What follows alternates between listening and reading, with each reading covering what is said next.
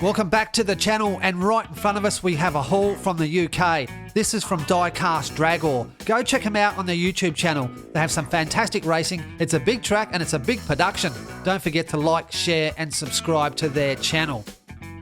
Okay, let's have a look at the first car. This one is for England. There are two cars here. The other one is for Scotland. This is a Lamborghini Gallardo. I hope I've pronounced that correctly. And it's coming in at 62.75 grams. And check that wheel spin out. And the weight of this just feels really nice. It's a really great build, and I'm looking forward to racing this down the new track. And the new track's name, by the way, is called Shorty. And why is it called Shorty? Well, it's a bit shorter than the last one. We're still going to race under Mount Western Raceway, and we will have two tracks. Getting into this next car that has the blue decals. Let's have a look at this one. This custom car here is racing under the Scottish flag. Excellent stuff, I love it. Number 74. Weighing a bit heavier at 70.97 grams. Another nice build.